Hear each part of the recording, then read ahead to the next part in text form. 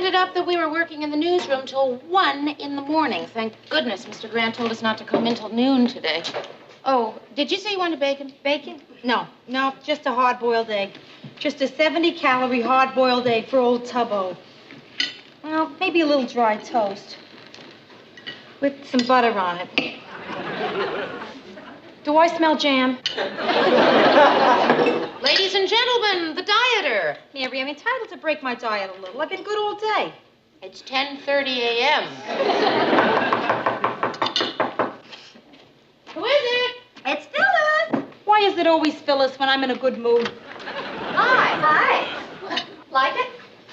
What is that? A Christian Dior or a Marcus Welby? What's it for?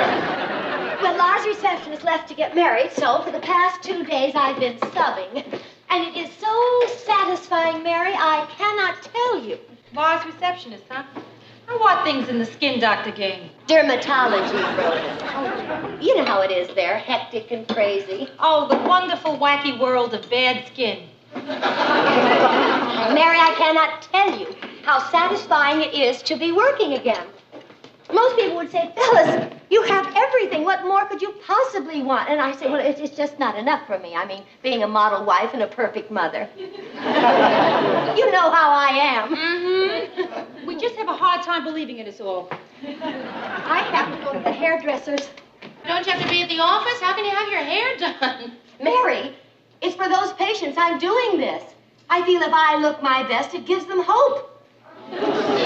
Something to shoot for. You know I love her. I really do. But what is it about her? I don't know, but I'll tell you something. She keeps on the way she's going. She's going to give overbearing, aggressive women a bad name.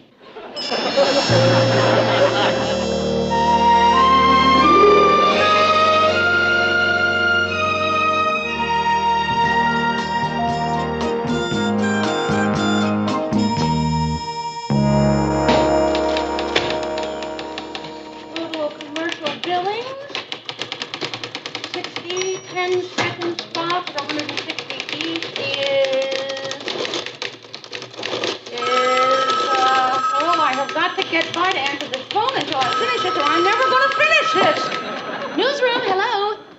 Yes, Vi. I will. I'll do that. Right. Vi would like me to pick up her phones while she's out to lunch. What's lunch, Murray? You know, it's been so long I've forgotten. Hey, Mary, can I say something to you? I know what you're going to say, that I am working too hard and I mustn't let it upset me. And you're right, I won't. I wasn't going to say that. I was going to say, would you pull the picture file? I need a shot of Neil Armstrong to go with the story. Sure.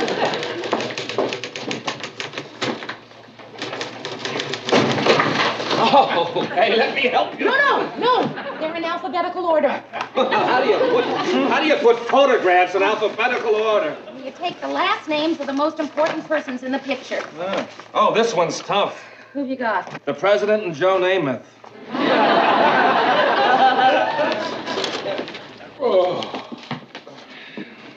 Oh, those 2-hour Mexican lunches really take it out of you. Oh.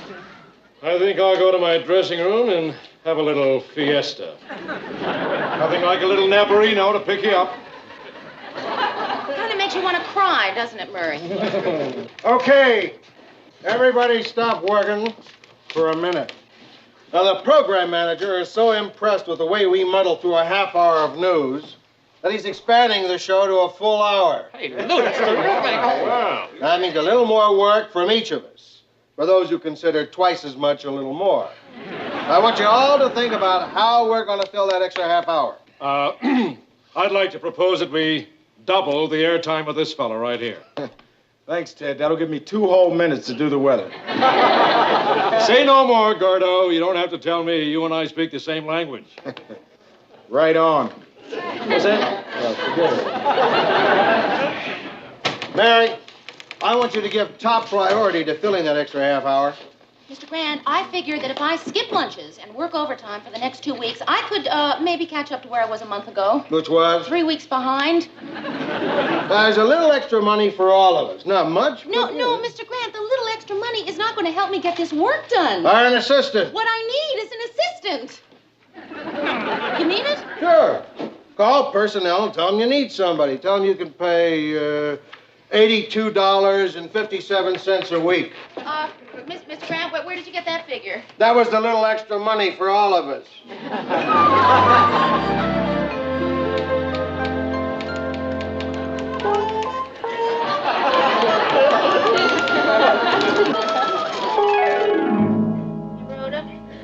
Are you sure you want me to do this to your dresses, this midi thing? Yeah. Oh, I just hate it. Of course you do. You got good legs. Mary, I live in the world of fashion. I do what all the magazines tell me to do. You know, I wore a hard hat for a week before I realized the magazine was Popular Mechanics. That was a joke. You're supposed to laugh. Oh, I'm sorry. I've got problems down at the office. What? Well, if I don't find somebody to help me with all the extra work, I'm going to go right out of my mind. Hi, all. Hi. So, who's going out of whose mind? I am, unless a minor miracle occurs and I find an assistant. An assistant? Yeah. Help me with some work on the show. Why don't you just shorten her legs? So how about me for the job? Well, you're already working for Lars, and I need somebody right now, so. I'm available. Lars got a little upset at, something I did, and he gave me the old sack. What did you do? Oh, it's nothing. Oh, come on, it must have been something. What? Well, Lars got called out, and there were all these patients sitting there in his office, so I treated a few of them. So, like I said, I'm available. Phyllis, look, about the job, you wouldn't be interested in it. I mean, you don't know all the dumb things you'd have to do. I mean, it's all typing and filing and boring. There are no small jobs, only small people. But, Phyllis, you're not small enough for this job. Mary, don't. I'll do something else. Somebody's got to want me. Oh, I don't know. Phyllis! Mary, forget it. I don't go anyplace I'm not wanted. Okay. Oh, boy. Phyllis, okay, all right. If you want to try it for, let's say, a week. Okay, all right, I'll try it for 2 weeks. Oh, it'll be fun. A real challenge. I'm sure it will be. You know, it's kind of cute. What? Oh, I was just thinking it's cute, that's all. Yeah? I mean that I have my master's degree. Yes. And you left college after 2 years, and I'm your assistant. It's just cute.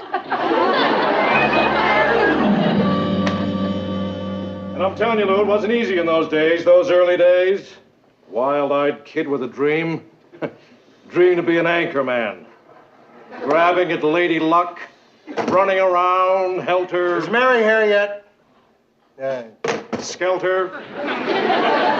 Seemed at the time like reaching for the stars. Ted, your life story has been going on for a half hour now. And we're just up to August 1953. I mean, can you hurry up with the point? It's like waiting for a sneeze. Well, I guess I just got to reminiscing. Yeah. And I think to myself, what'd I do it for? The money? No. The money was the least of it. But then again, even though the money is the least of it, now that we're going to an hour... You want a raise, is that it? Lou? I wrote a figure on this pad.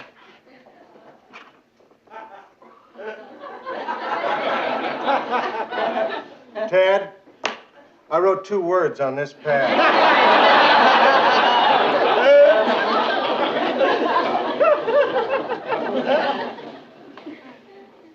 Lou, I think there's a little room for negotiation between that figure and those words. On the other hand, maybe not.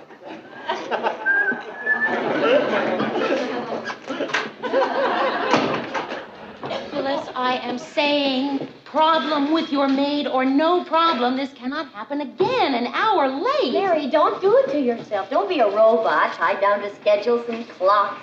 Phyllis, for the time being, let's just say that I'm a robot, huh? So this is the newsroom? Yeah, this is it. Morning, Gordy. Hi, Mary. Oh, Gordy, I'd like you to meet Phyllis Lindstrom, my new assistant. This is Gordy Howard, our weatherman. Gordy, I just want to say one thing. I'd love you to come over for dinner so we can really get to know each other. I mean, as human beings. Because we're going to be working together. Yeah, uh-huh. Gordy and I really hit it off. Mary!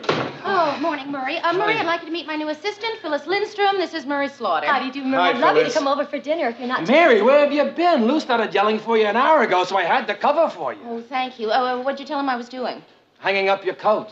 Well, Phyllis, here, sit down. You can use my desk for today. Mary, it's not too important, but, there is one thing. What? Well, you've been calling me your assistant. Yeah, well, I mean, that's what you are. I mean, it's just a word, Phyllis. Well, so is inferior just a word. Well, is there another word that you would prefer? Co-worker. Co-worker. All right. Finally find a hook for your coat, did you? Oh, I'm very sorry. The first day of our new production schedule, and you show up an hour late. Yeah. I'm sure you have an absolutely great excuse. Well, Mr. Grant, I'm waiting. Hallie's comet hit her on her way over. What? Oh, well, let's face it. She could lie or make up some fabulous excuse. Would it make her any more on time? I leave it to you. Mr. Grant, I would like you to meet my new co-worker, Phyllis Lindstrom. This is Mr. Grant. You mean she works here? Yes. Good. You're fired. Really just trying to be helpful in her own way. Lou, if it'll make it up to you, I'll stay till, say 6 o'clock. Mary. Phyllis, our normal quitting time is 7. This should be an interesting day for you. A sort of combination orientation and last chance.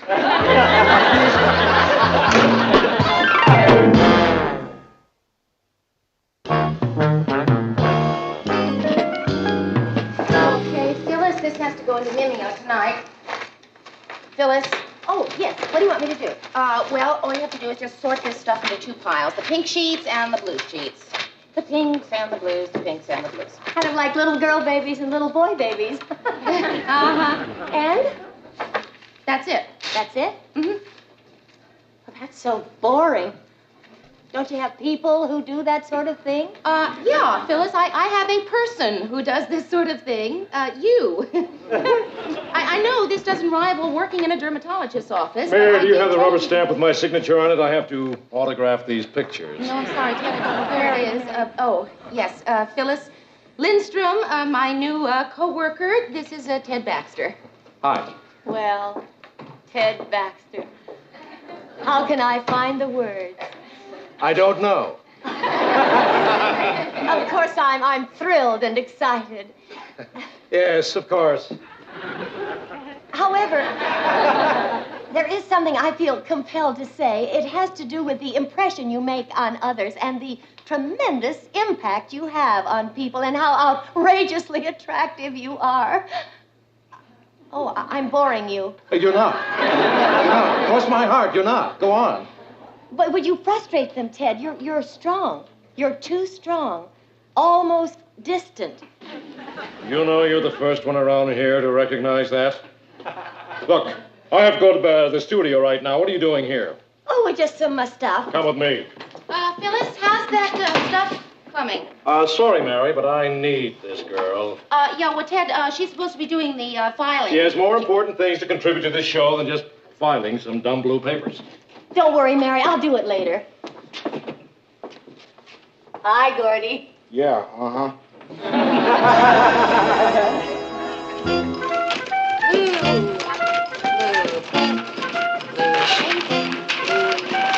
Mary, I thought you hired Phyllis to do that. Lou, I thought I hired Phyllis to do this too, Murray. Well, if she's not doing that, what is she doing? Murray, this copy you sent down, Ted doesn't like it. See what you can do to perk it up. Perk it up? Phyllis. Yes. Murray, would you excuse Phyllis and me for just a minute, please? Not on your life. I want to hang around and watch you explode. Explode? Mary doesn't explode. Yes, Mary does explode. It's just that Mary has this long fuse, you see, and people think that they can take advantage of her because she has this long fuse. But Phyllis, every once in a while, the fuse burns down. And then it's Let me understand this. You feel I'm taking advantage of you? Phyllis, look, I gave you a job. You are supposed to be... Filing. Filing. You are not supposed to be coming in here and telling... She's got me so crazy I can't think of your name. Murray. Thank you, Murray. You are not supposed to be coming in here and telling Murray that... Ted? Doesn't like his copy. That's not your job, Phyllis. Your job is to be my assistant. Co-worker. Assistant, Phyllis. No, I am not going to do your job for you. You're right, Mary. You were nice enough to give me this job, and I just got swept up with the glamour of it all. I mean, Ted Baxter, the lights, the cameras. Mary, just as soon as I finish up in the studio, I'll run back here and do this. I'll stay until midnight doing it if it's I all have right. to. No, go, Phyllis. You can do it in the morning. I did most of it myself anyway. Oh, thanks, Mary. Uh-huh. Murray, see what you can do to perk this up. Perk it up. Hi, Gordo. Yeah, Thanks, guys. Rockefeller Nelson, Governor. Rockefeller Winthrop, Governor. Rockefeller David. Rockefeller John D. Jr. Rockefeller Happy. Rockefeller Center. You're filing? No. That's Phyllis's job. No, I was just looking for something. Ah, here it is. It's hard to believe that you had an urgent need for the file on Pancho Villa. Well, you know. Mm-hmm. Come into my office.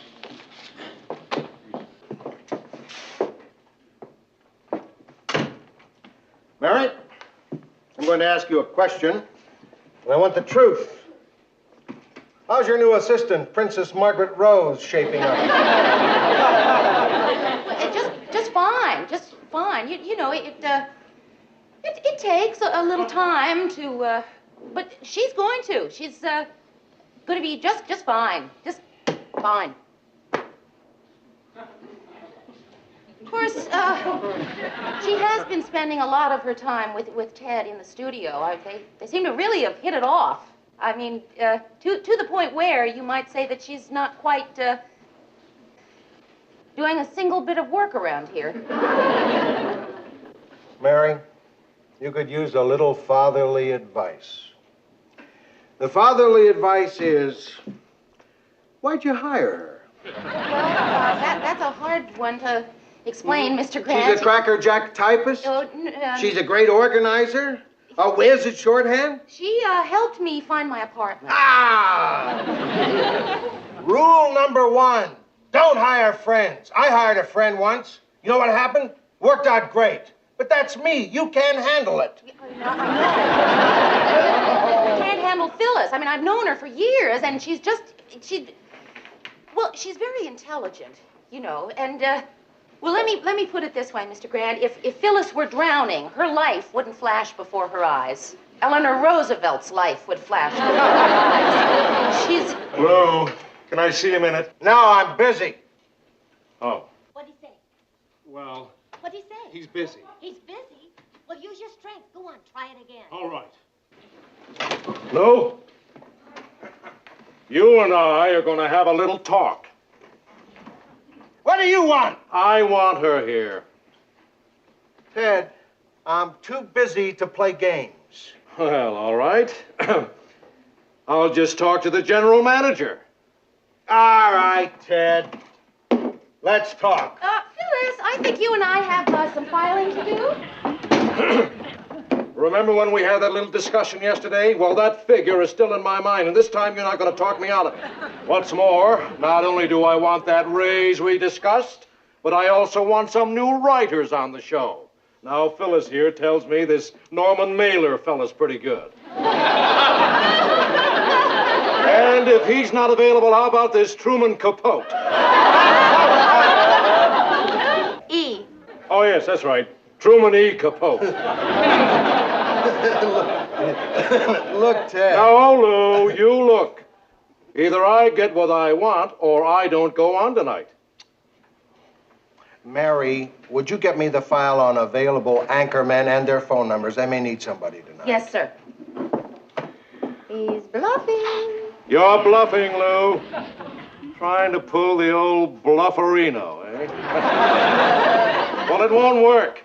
Here they are, Mr. Grant. I think they're all up to date, so almost any one of them should be available. You're trying to bluff me, too, eh, Mayor? Well, I'm telling you, it won't work, Lou. I want that raise, and I want it fast. Let's try him first. Sir. Who are you going to dial, Mayor? The weather report? Fluff, fluff, fluff, fluff, fluff. Hello, this is Mr. Lou Grant's office at I think I have some filing to do. All right, all right. I didn't say I needed those things I want. I just said I wanted to talk about it. And I talked about it.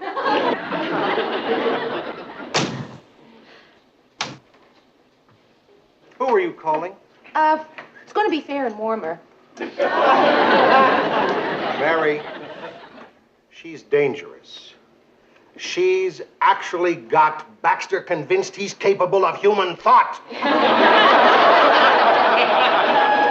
Mary, you've got to... Keep her away from Ted Baxter. No, Give her a good talking to. no. Fire her. That's it.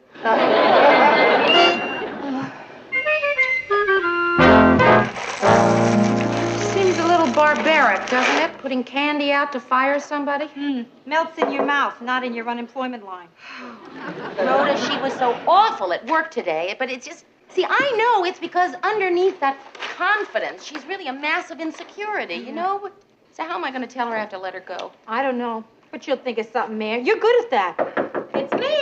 Oh. Hi. Hi. Good luck. Good luck. What for? Oh, nothing. Listen, Phyllis, I have some coffee in the kitchen. Would you like some? No. I had a cup downstairs. You're fired. I didn't say that. Phyllis, it just slipped out. I mean, Phyllis, sit down. Phyllis, I am so sorry I said that, but well, at least I said it. You know, at least now it's out. And the important thing to remember here, Phyllis, is that not everybody is right for every job. I knew it. I kept telling myself, Phyllis, I said, dress dowdy. What? Dress dowdy. Sure, I said, Mary's a pleasant-looking single girl, even a nice-looking single girl. But you know how touchy career gals get when you're married and they're not.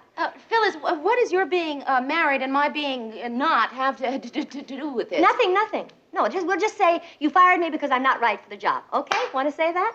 Phyllis. No, come on, we'll say that. I'll tell Lars he'll get such a howl out of it.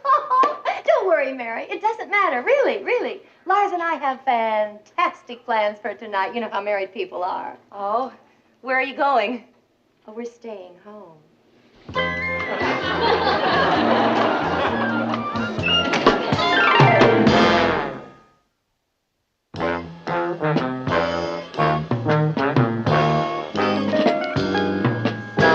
Phyllis, will you please stop apologizing? I can't help it. I mean, I've been just dumb and awful. I deserve being fired. And I took it so badly when you told me you had to let me go. Phyllis, you know, this just really is not necessary. I just want you to know I did a lousy job for you. I didn't do the filing, and I came in late all the time, and I got Lou mad at you, and I caused dissension in the office, and I just generally didn't do my job, and that's all I'm going to say. Good. Now, will you sign this? What is it? It's a letter of recommendation. Woman may concern, Phyllis Lindstrom is dependable, efficient, prompt. Just put your signature right on it. Takes direction well, organized.